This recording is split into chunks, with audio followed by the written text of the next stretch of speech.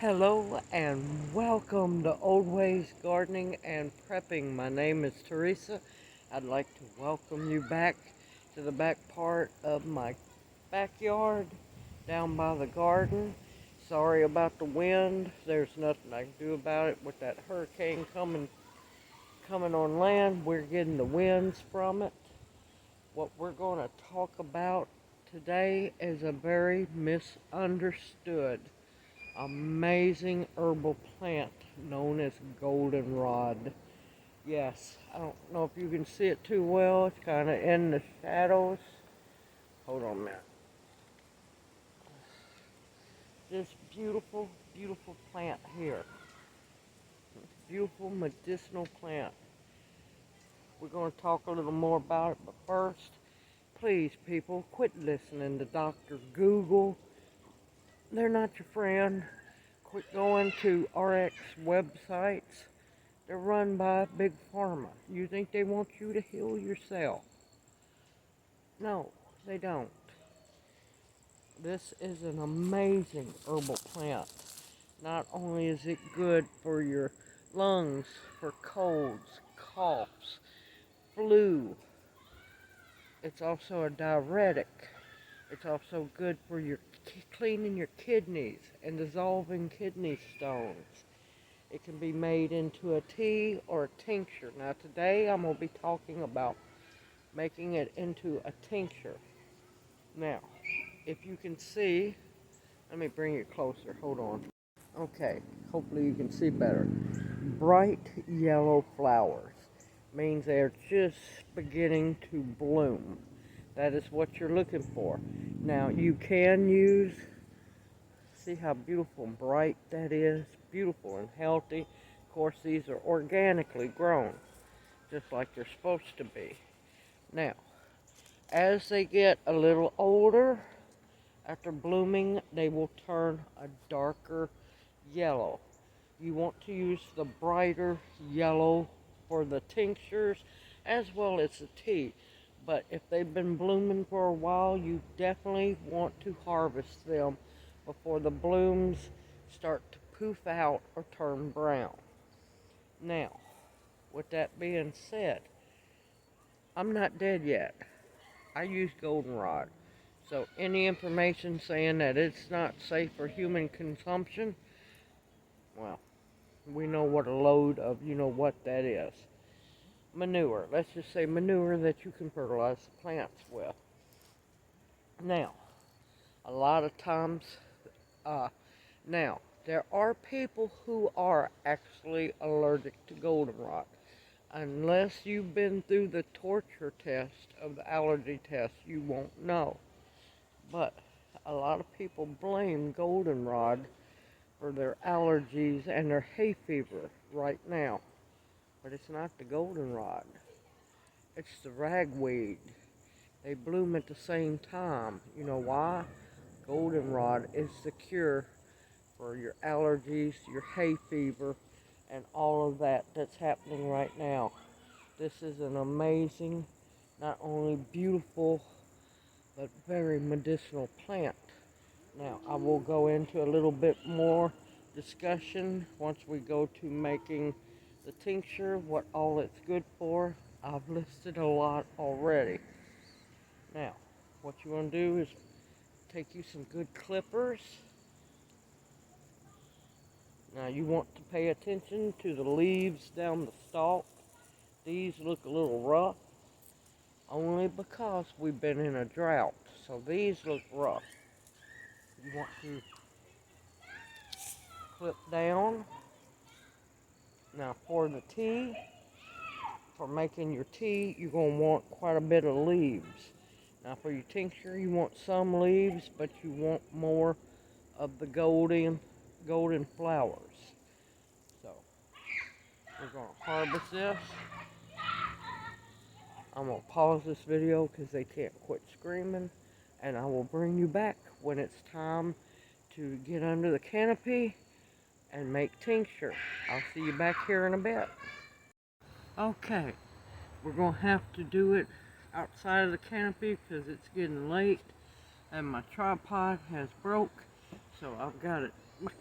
phone tied up onto the tripod so I can finish making this video, because one way or another I'm making it.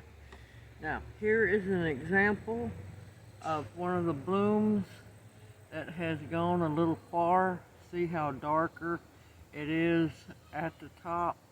This one is okay for tea, but I wouldn't use it for tincture. Now, what I've done is I've let them sit for a while. I've cleaned them all up. I've let them sit for a while, because I will warn you, like right there, spiders absolutely love goldenrod. So if you have a problem with spiders, you've been warned. And it's not the spiders that's going to bother you. Now, another thing you need to be careful about. Harvest goldenrod responsibly. This is the last big food source for your local pollinators, your native pollinators, your bees. So harvest a little, move on to the next one. Don't just harvest all of it, because they need the pollen from the goldenrod to make the last batch of honey for the winter.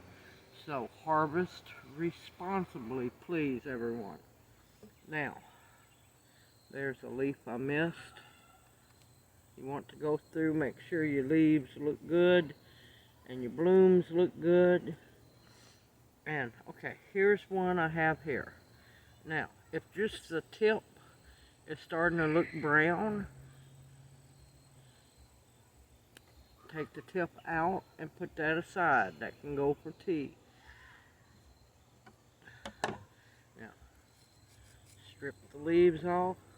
The stem, I don't use a whole lot of it, because most of your medicine is in the flowers and your leaves. Now make sure everything is clean and sanitized. I know the table looks rough. It's clean.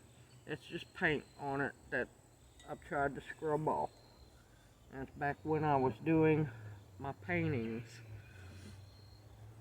which eventually I need to get back into. Now, I have one bottle of 100 proof vodka, because this stuff is green and juicy, folks, and a ½ gallon jar. You can make it in a quart. You can make it in a pint. Just make sure that you only have just a hair above half the jar, because if you use too much plant material, then the alcohol will not be able to make up for the balance of the plant material. And please do not use Everclear, because you'll be doing more harm to yourself than good.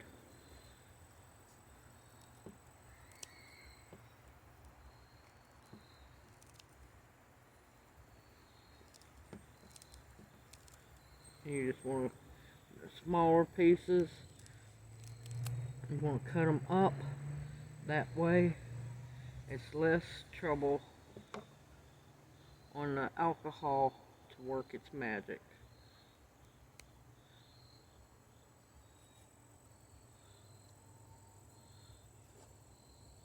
I want some leaves in there.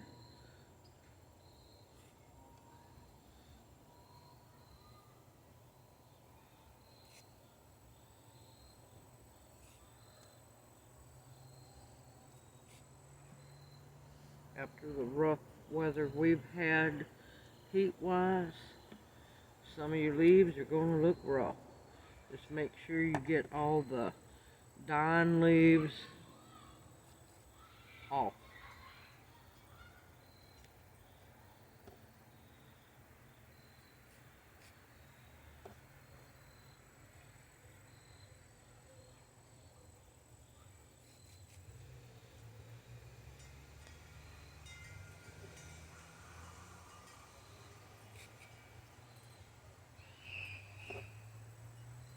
Wind's starting to really pick up more,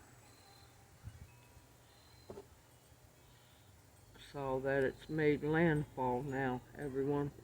Y'all are in my prayers down there.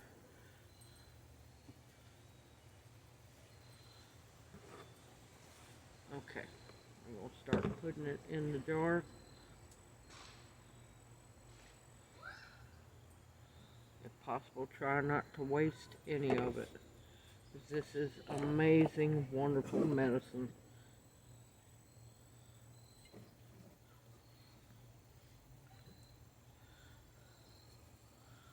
And I'm going to end up we'll make one batch on camera, and then I'm going to finish up another batch.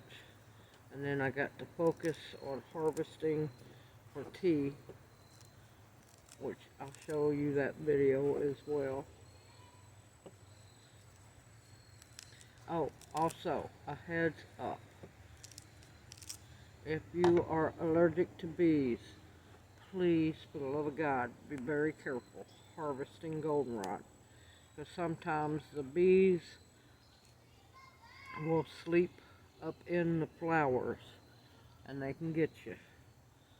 Not that they're trying to get you, but they're just defending themselves. This I speak from experience. Oh, it smells so wonderful. And also, I've got to make more infused oil, goldenrod oil. I don't think a lot of people saw it in the video. I'm in charge of the workshop, herbal workshop for the October Memphis Herb Society meeting. And my talk is going to be about goldenrod. And I'm so looking forward to doing it.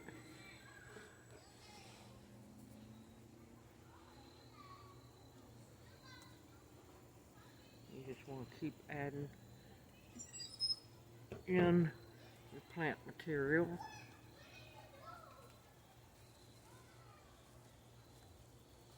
Oh, there's some pretty bright goldenrod. And a little bit dark.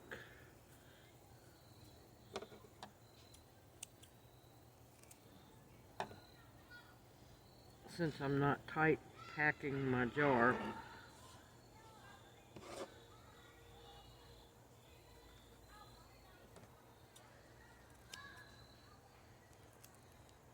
it's going to look like I'm adding a whole lot to it when I'm not.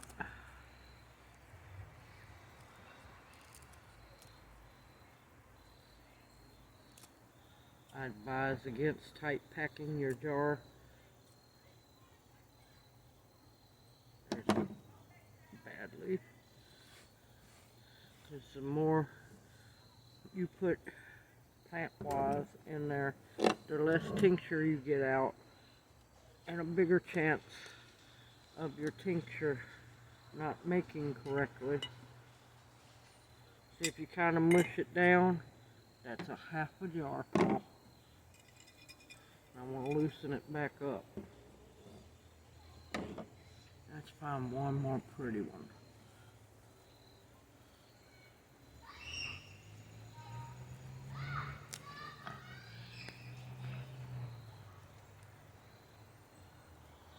And don't worry, this is not going to waste. It's going to be going for my second jar. Alright, hello you. You're not supposed to be on there.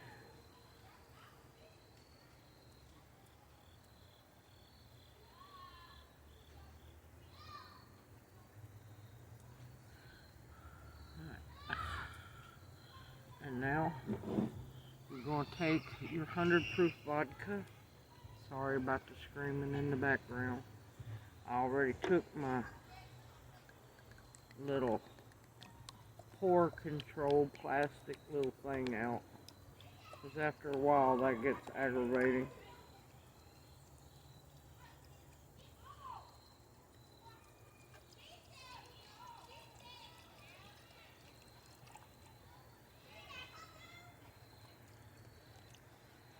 Almost made it. I'm going to have to top my jar off with some more of the 100 proof here in a minute. Thankfully, I keep extra jars when possible of vodka.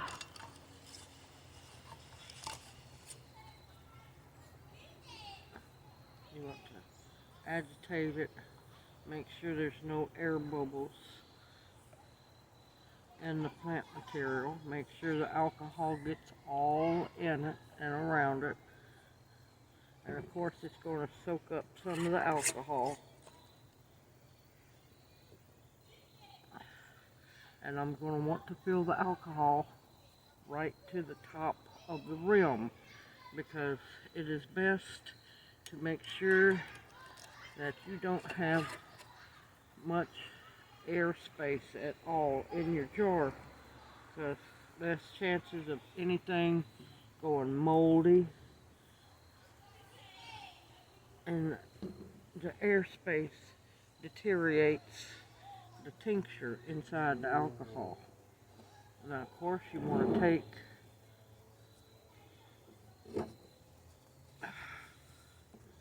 bug, and we're going to write on here. I should have knew it was a mosquito. Goldenrod tincture, and we made it 9/28/22. You want to date it the day that you make it.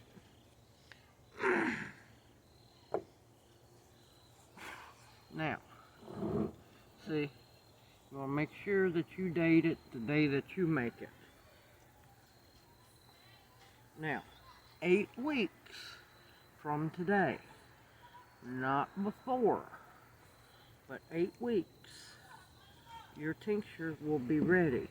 Now, do not worry, the pretty golden color of the flowers, it's going to go into the alcohol. The bright green leaves are going to become very dull. The flowers are going to become very, very dull. But your tincture is going to be a beautiful golden color.